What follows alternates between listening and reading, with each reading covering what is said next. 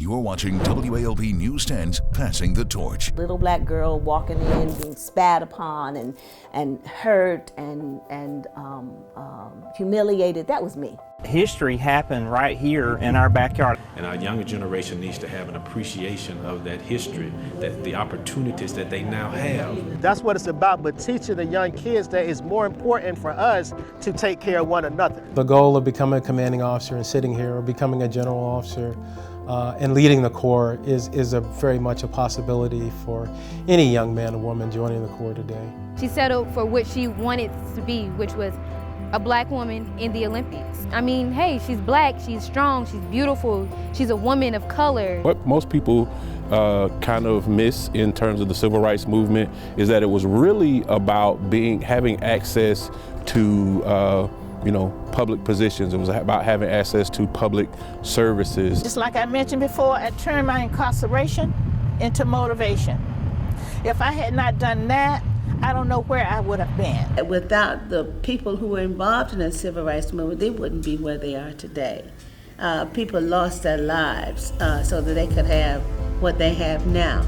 And of course, some people don't even want to go vote.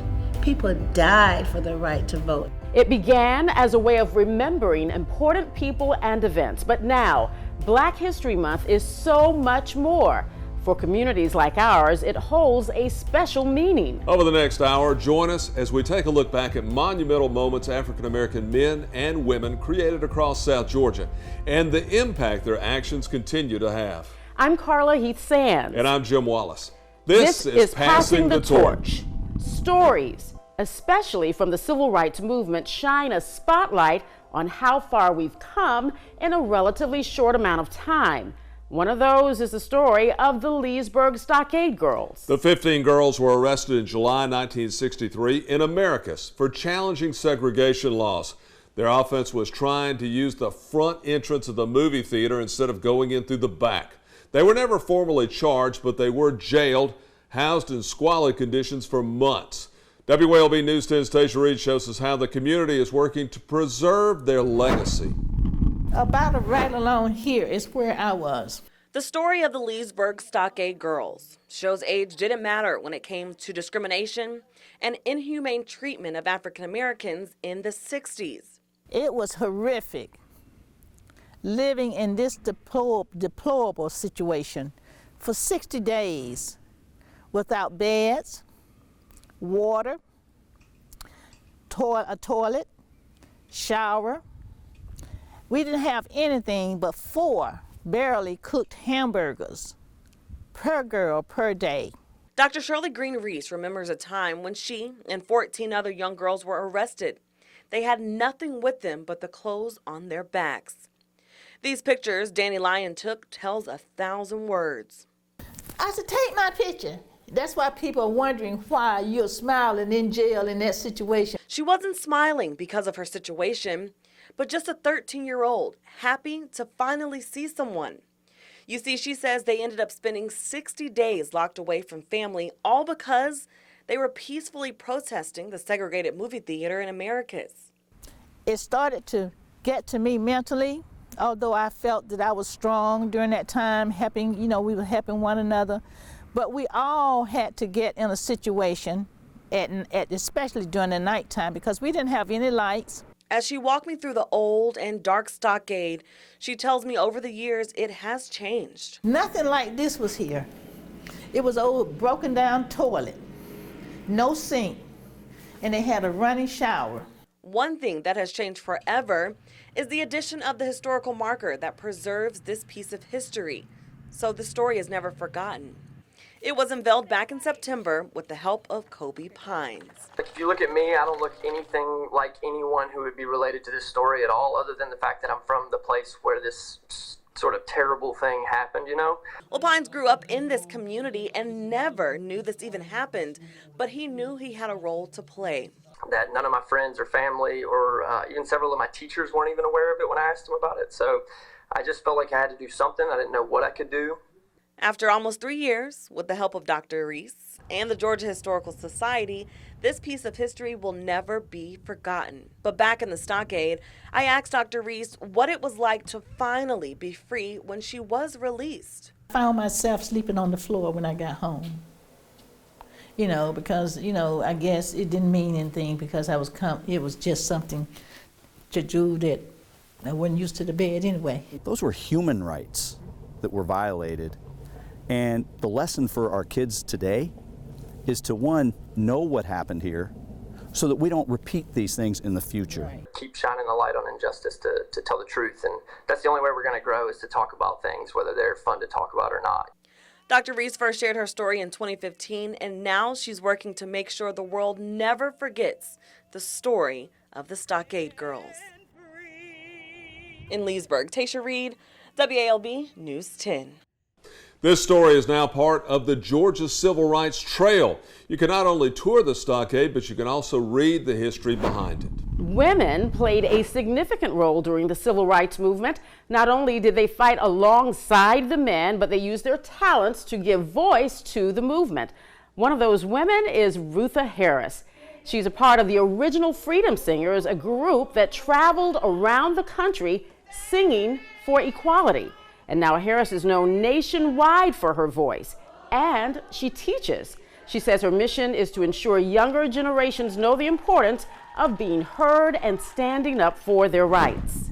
Without the people who were involved in the civil rights movement, they wouldn't be where they are today. People lost their lives so that they could have what they have now. And of course, some people don't even want to go vote.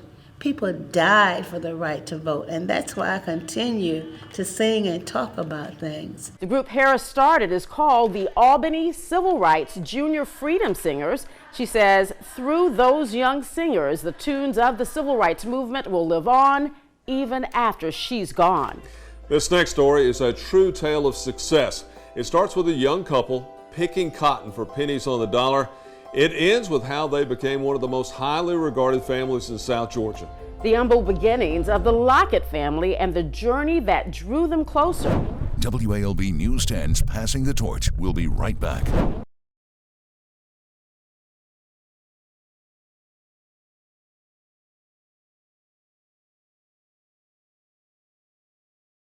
Welcome back. You're watching Passing the Torch. It's no secret. Families had to stick together during the civil rights movement. They helped each other stay strong while fighting against unfair treatment. WALB News 10's Tasha Reed sat down with 4 generations, that's right, 4, to see how determination helped shape the Lockett legacy. Settling is not an option for us. Success is the only way. Even no matter how hard things get, you keep going. You keep God first. Aaron Lockett tells me family is everything, and that support is what keeps her family strong. He and I started dating, 10th grade? Yeah. Aaron's grandparents, Helen and Willie Lockett, just celebrated their 50th anniversary. Their love started in Chris County from very humble but poor beginnings. My grandmother was a woman that worked in the fields and picked cotton, and she didn't have much of an education. And from that, you have my father, who I thank God for, who is now the chief of Superior Court for Dougherty County. Most know Dr. Patrina Lockett's father as Superior Court Judge Willie Lockett. He just refused an appointment to Georgia's highest court so he can end his career of public service in Southwest Georgia, where it all started nearly 46 years ago. But at home, he's just dad or granddad. We've always known what it meant to be a strong family, a loving family. And we taught that to our children. And they passed it on to their children. Their son Earl and his wife Felita are the parents of Super Bowl champion Ricardo Lockett. He says he would not be where he is today if his parents hadn't passed down those very same values. 1000% sports runs in my family, but there's a lot of other things that runs in my family. Diligence, determination, resilience. And I think that's something that allowed the resilience and the determination is what propelled me to be the person that I am today. His athletic ability is just a very small part of what he is. and who he is. You know, you always tell them to shoot for the stars, but you never think that it would get to the as great of a stage as it has with Ricardo, and to see that come full circle, it just does so much for the group. Ricardo was a standout football player at Monroe High and a track star at Fort Valley State University. A year later, he suffered a tough injury on the fields and then retired a year later. But instead of wallowing in his pain, he chooses to use his platform to give back to the community. I don't want to be a superstar. I don't want to be a Super Bowl champion. I don't want to be the guy that got hurt or the guy that lost the Super Bowl or whatever. I don't want to be any of that. I want to be just a member of your family that shows an example of leadership, success, and kindness. Ricardo is now passing down what he taught to his children. After everything he does, he always try to explain to us why he does it. So if the thing isn't logical, then he's not gonna do it. Like, it has to have a logic behind it. But he's also helping out the community.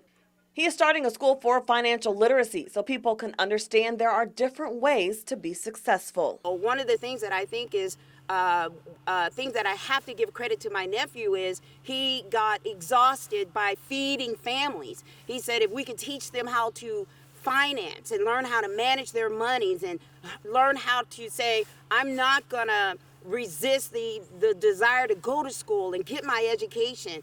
Those are the things that I think is the key to avoiding all of the poverty and the difficulties that single moms and other families have had to struggle for over the years. If you want to do something different, you got to think different, you got to act different, you got to be in different places. Right. Walking on the field and through the halls of his old stomping grounds at Monroe High, I asked him what he wants for the children that are coming after him.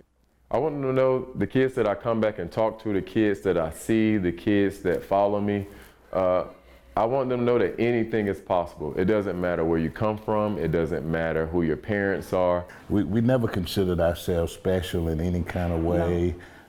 You know, I mean, we've been blessed in a lot of ways, and we don't take that for granted. The Locketts have made their presence known throughout the community to be examples for others. We are a generation of, we started that way, but we don't end that way because it takes a community. You always have to remember you can be greater than where you are today. Where you start is definitely not how you finish. If I had to leave a legacy, I would say life isn't promised, and love who loves you, and appreciate your time. In Albany, Tasha Reed, WALB News 10. The Locketts started the Vineyard Ministries, which is a church without walls, to help anyone that may be in need in our community. From the track to the stage, one South Georgia athlete serves as an inspiration for young girls everywhere. Straight ahead, the life and legacy of Alice Coachman and the influence her accomplishments carry. WALB News 10's Passing the Torch. We'll be right back.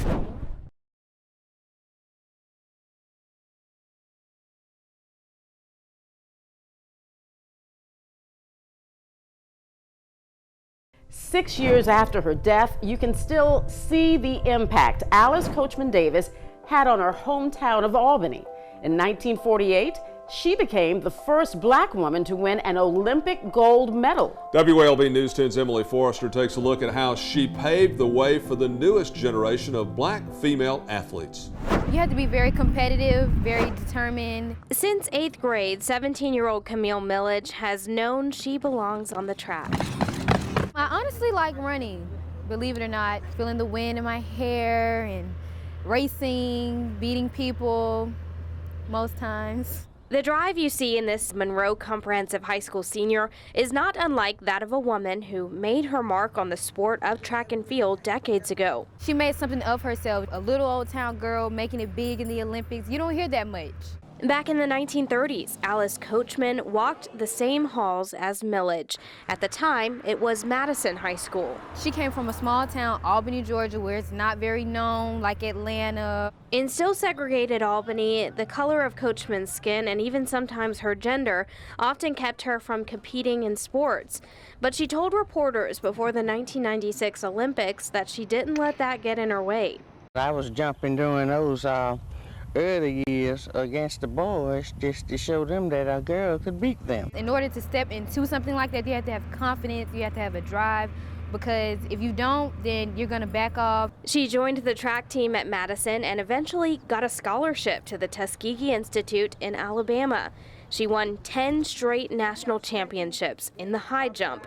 That's one of the same events Millage competes in now. The high jump is where you run and jump off one leg, and you have like a arch. During the 1948 London Olympics, Coachman got her chance to take the international stage. You talking about somebody nervous, shaking like I don't know what. But after I took that first jump, then it all went away. And I wanted to bring that gold home to the USA. Coachman cleared the bar at 5'6" on her first jump. She became the first black woman to ever win an Olympic gold medal. I didn't know I had won. I was just jumping until I couldn't jump no more. Now, this teen continues to draw inspiration from a legend in the sport. She settled for what she wanted to be, which was a black woman in the Olympics. I mean, hey, she's black, she's strong, she's beautiful, she's a woman of color. In 2014, Alice Coachman Davis passed away at the age of 90 in her hometown of Albany. But she figuratively passed the baton to young athletes with this message. You don't have to be rich to be a winner.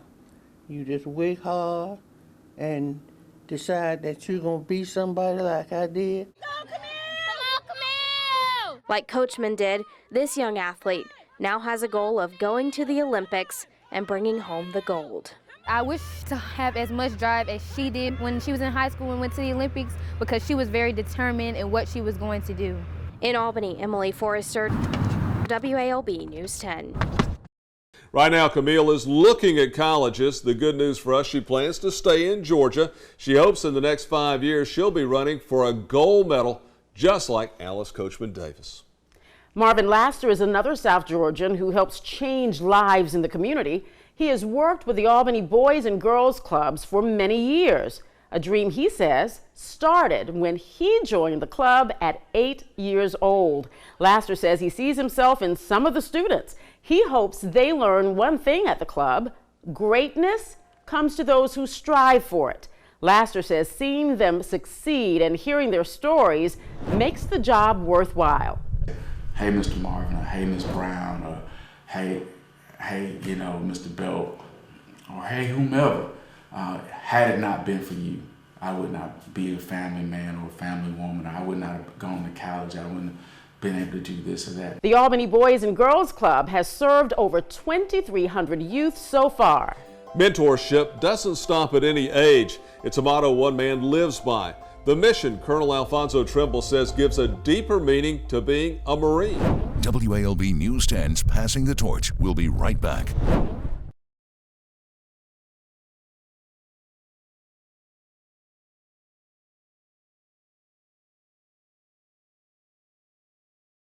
Many of the top Marines of the Marine Corps Logistics Base in Albany are African American, including the commanding officer. Colonel Alfonso Trimble is one example of the kind of officer that few blacks in Albany could even dream of achieving during the Civil Rights Movement. I spoke with Colonel Trimble. He showed me his style of being a positive role model for all young people. How are you doing today? I'm doing fantastic. How's the Marines? Oh, the Marines are great. Colonel Alfonso Trimble checks with his staff. As base commander, he's an imposing figure with a big smile. You can see he cares for his Marines and they appreciate his leadership. How's the family? Good? Good, yes. Good. It just became part of me, and that honor, courage, and commitment is why I stayed. Trimble says he enlisted in the Marines 29 years ago to see the world. He says his success is built upon a dedication to mission and country. The goal of becoming a commanding officer and sitting here, or becoming a general officer and leading the Corps is very much a possibility for any young man or woman joining the Corps today. A black man leading the Marine base in Albany, where Dr. Martin Luther King Jr. was arrested leading the Civil Rights Movement. It shows just how far Dr. King's dream has come.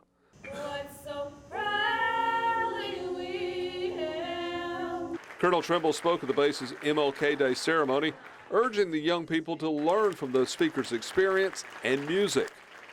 what I would ask for you to do is just open your hearts and take it in and experience the civil rights movement as it was. The colonel says Albany's history is important for our future. And use that experience as an opportunity to pull people together, to learn about one another, and share some of those stories to build bridges. Colonel Trimble says he loves Albany and the support the community gives the Marine base. That's part of the example he provides for his young Marines and young people everywhere. Part of my job here is to lead my Marines and take care of the community as well. Colonel Trimble will soon complete his 30th year in the Marines. He plans to retire this spring. The influence and impact of great African American men and women are vast, but it's how they move from one generation to the next that's miraculous. When we come back, the role black-owned businesses played during the civil rights movement and how those same companies continue to thrive today. WALB News 10's Passing the Torch. We'll be right back.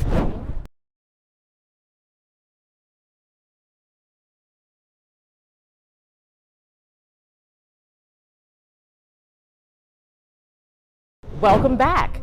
You're watching Passing the Torch, the stories of where we've come from and the impact they continue to carry in our community today. One Southwest Georgia business owner says she opened her store so that people would not forget where they came from. African Attire Store and More is located on West Broad Avenue in Albany. For 31 years, that business has operated downtown. Its owner, Corrine Jones, says there was no place in Albany before her store where people could buy African clothing. She says she started her business because of how representation matters. African attire is important because everybody knows that February is Black History Month. And we want to wear and show some of our heritage of where we actually came from. That is from Africa, and then that makes a statement in the community that okay, they are aware of where they came from. They have not forgotten. Jones says she believes being a black business owner helps move society forward. For 5 generations, Barnum Funeral Home in Americas has continued the work begun by its founders. That work, breaking down barriers for others. A Fisk University graduate is carrying the torch, passing it along to her children and grandchildren. Even their motto encompasses the history and legacy of Barnum Funeral Home. Same family, same community, same service. That spirit of community has continued for 115 years. Someone had to go through the door and hold it open for everybody else. Barnum Funeral Home, opening doors for others then and now. And 5 generations later, Lorena Barnum Sabbs and the family of the Barnum Funeral Home in Americas continues the legacy of its founders. My great-great-grandmother founded this business in 1905. My great-grandfather started as a carpenter, and he started making caskets for people. And then people started coming to him saying, well, can you do more? Mm-hmm. And that's how he got into the business. He was the local carpenter. And in 1905, he went to Cincinnati and became licensed to be an embalmer and funeral director.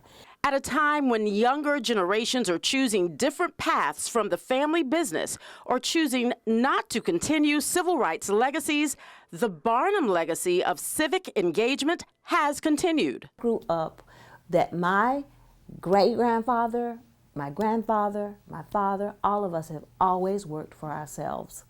And I think that was an inspiration to them. Not a lot of families, black or white, are able to work for yourself. Now you work harder and you make less, but you are self-sustaining, I guess. There was not a time between any of those generations where Barnum Funeral Home has not been a leader in civil rights events and movements. My father told me, and I have told my children, and I'm sure his father told him, the funeral director in the black community is more than just a business, okay? We're one of the few entities that are self-sustaining.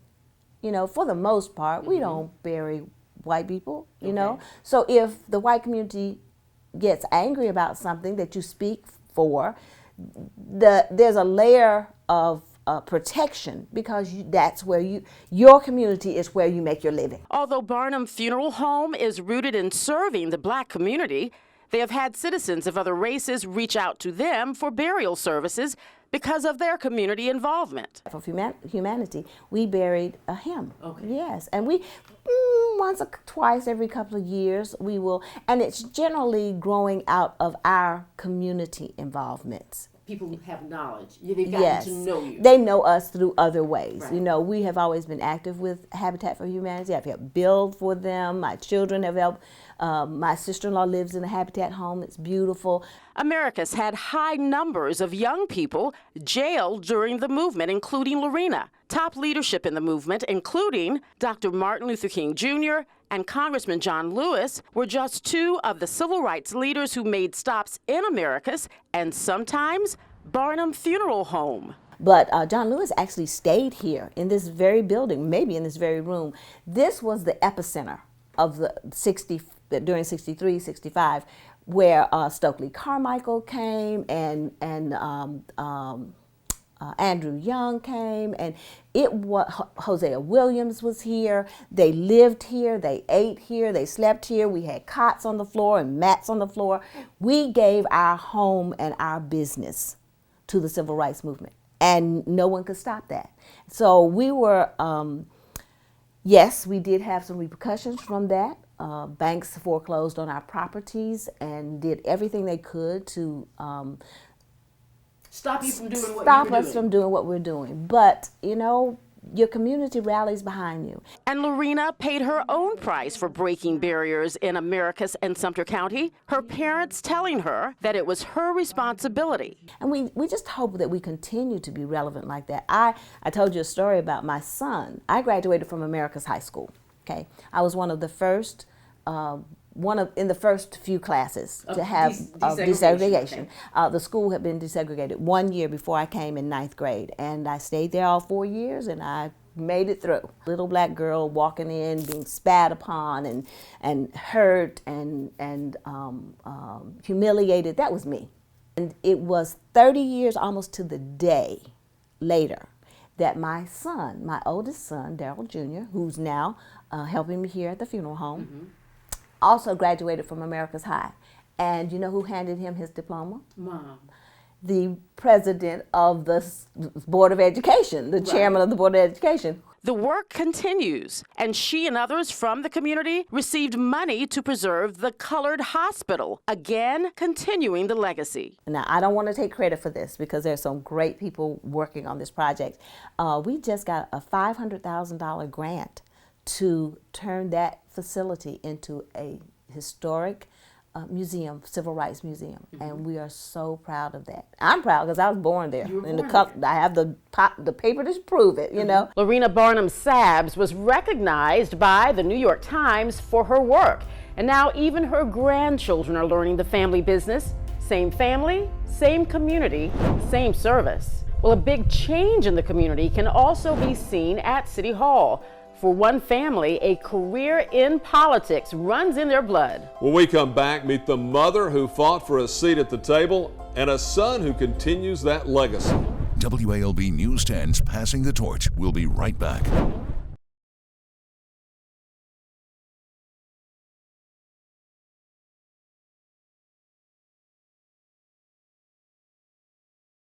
It has been decades since the civil rights movement began, but Albany didn't see its first African-American mayor until 2003. Current African-American city and county commissioners reflect on how far the region has come in proper representation in politics.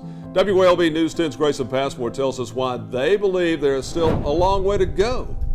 45 years ago, Mary Young Cummings ran for a seat on the Albany City Commission Board. She was elected, making history in 1975. She was, one of the what we call warriors of the civil rights movement. Young Cummings was the first African-American Albany City Commissioner. What most people kind of miss in terms of the civil rights movement is that it was really about having access to public positions. It was about having access to public services. Young Cummings died in 2010. Her legacy is one that lives on not only through her son Demetrius Young, now also a city commissioner, but in the impact she left on people throughout the city. We became very, very good friends, and I watched her career and supported her career throughout those years because we remained absolute very good friends through the years. Dougherty County Commissioner Gloria Gaines says she actually met young Cummings at Albany State University. She then recruited Gaines to work in the office with her and attorney C.B. King, another force in the Albany civil rights movement.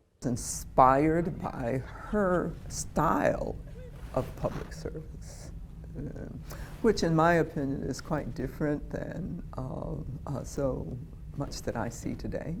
Hers truly was public service. She didn't see herself as an elected official. She saw herself as an elected public servant. Motivated by young Cummings, an African-American woman in politics who fought for her right to serve her community, Gaines now sits as the sole female county commissioner. It could become a crisis of confidence in the African-American community when you don't see yourself represented. African-American population makes up about 70% of the Albany community, and without proper representation in county and city commissions, committees, or the school board, Gaines worries young people could lose some of that motivation to inspire change. And I did live through segregation. I did drink colored water. But as a young person, I did see that change. And that helped an awful lot. Albany elected its first African-American mayor in 2003. Dr. Willie Adams says he was inspired to run to continue making a change. You always are looking for improvement.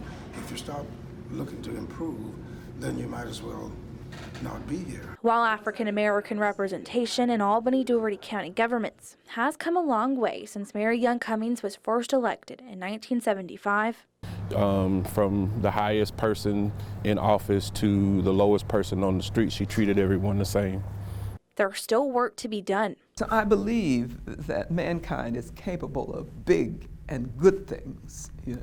We just have to feel that we too are capable of big and good things. In Albany, Grayson Passmore, WALB News 10. Young says there are concepts his students are studying today.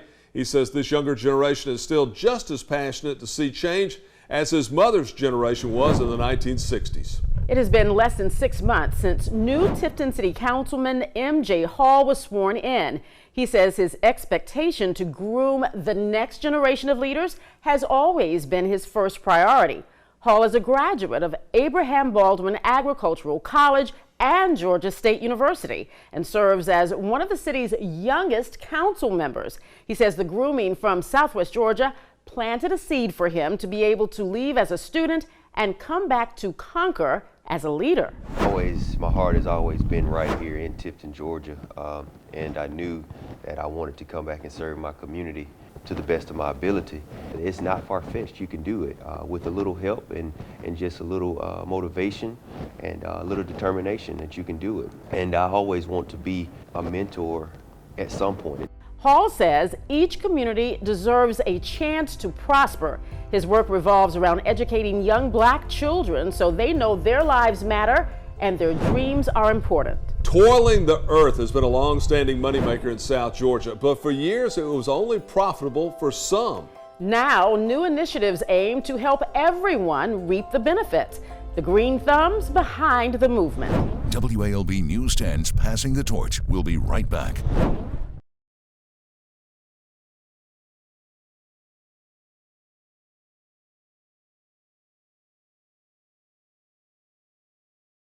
You've probably heard the name Farmer Fredo. He is the executive director of Flint River Fresh, an organization that works to increase access to fresh, local, and affordable food.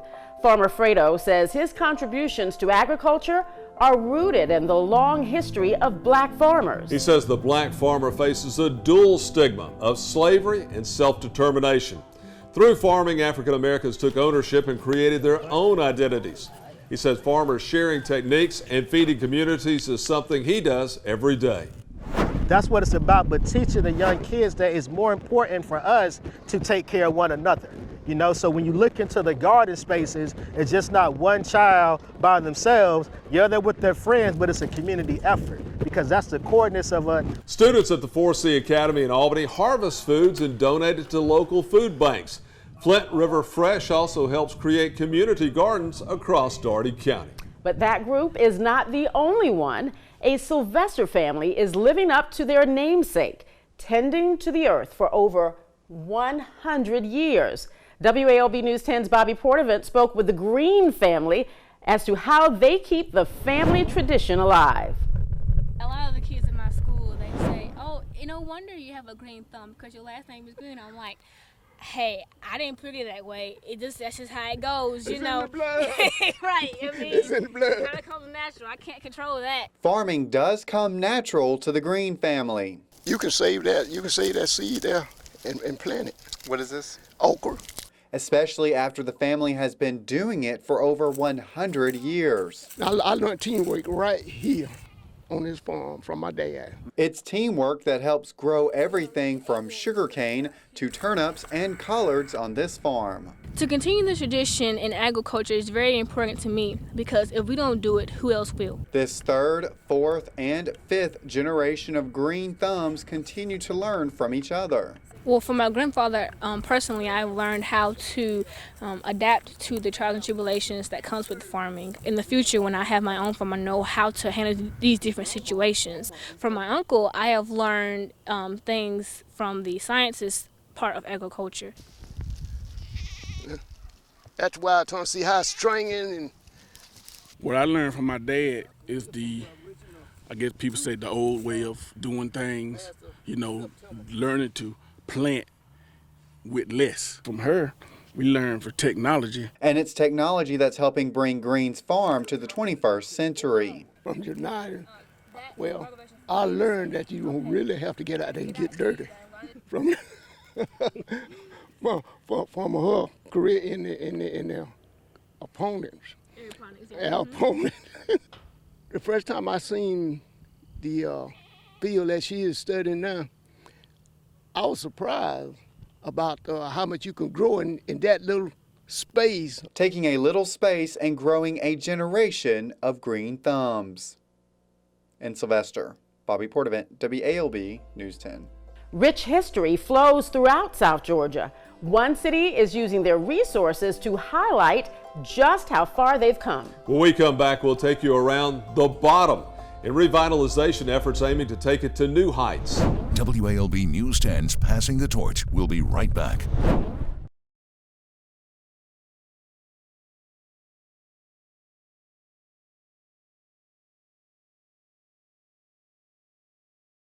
The city of Thomasville, like most cities in South Georgia, has so much history to offer. The Jack Hadley Black History Museum is one of the best places in the city to learn about African American history. Serving over 1,000 students from January to March, one focus of the museum is youth education. Jamarcus Underwood is the museum's educator. With a degree in history and 3 years under his belt at this museum, he sees the impact his teaching has on students. From pre-K to high school, children of all ages get a dose of Black history, specially catered to fit them. So we try to figure out, base our program offerings to the age group that we're going to see. It's just the language that we use. We might take it up a notch with fifth graders, or dig a little deeper with middle schoolers or high school students. So just being cognizant of the ages. Underwood also says it can be difficult to pass this knowledge and wisdom along, so this museum is doing just that, keeping the history alive. Teaching students isn't the only way the Jack Hadley Black History Museum spreads knowledge. WALB News 10's Nia Humphrey explains how their namesake and the city of Thomasville are starting at the bottom to walk future generations through the legacy of the past. What's sometimes called the lowest district in Thomasville, the bottom is full of history. It's a booming place. You could go there and drive down the bottom. They had theaters down there, had a drugstore in the bottom, had a restaurant, dry cleaners, you had the insurance companies, you had just about everything you need. Jack Hadley owns the Jack Hadley Black History Museum. He has fond memories of parades and having the time of his life in the bottom. Especially because what we would do is it would make floats. It was a gathering. It was something to look forward to every year. For decades, the area continued as the epicenter of this community until what many African Americans longed for changed everything. Integration shut it all down, and the Bottom was no longer booming. We left our business in the Bottom, and we went uptown. We could go to the white restaurants and sit and have dinner. We can go to the theaters, and instead of going and sit up in the balcony, we went and sat down in the audience. You name it. We could do all those things. Go to the drive-in, without any problems. So the Bottom disappeared. Hadley and city leaders are now taking steps to let everyone who comes through the Bottom know what this place held so many years ago. The city of Thomasville has done a magnificent job to help preserve that piece of history, so that they can show people when they come back that, hey, this is what it used to be here in Thomasville. Signs will be added to commemorate what used to be a thriving area. And of course, the city of Thomasville now is getting ready to put bronze plaques on the pavement where all these black businesses exist. Even a bronze memorial wall to the honor of Earl Williams, our first black mayor. From Jack Hadley to city employees, to each Thomasville citizen and tourist, they're passing the torch of Black history one person at a time. In Thomasville, Nia Humphrey, WALB News 10. Albany also played a very significant role in the civil rights movement. One resource the community in Albany has when it comes to learning about the movement is the Albany Civil Rights Institute. At the museum, you can learn all about what happened during the movement and how Albany was a part of it. Board Chairman Kenneth Cutt says it's important to make sure our younger generation visits the museum and understands the importance of history. And our younger generation needs to have an appreciation of that history, that the opportunities that they now have was a result of a lot of blood, sweat, and tears for those who participated in this movement and the larger civil rights movement. You can tour the museum Tuesday through Saturday, 10 a.m. until 4 p.m. You can see these stories again, plus exclusive content over on our website. Just look for the Civil Rights Legacy tab at WALB.com. Thanks for watching our history, Passing the Torch. Thank you for watching WALB News 10's Passing the Torch. Passing the Torch is brought to you in part by these sponsors: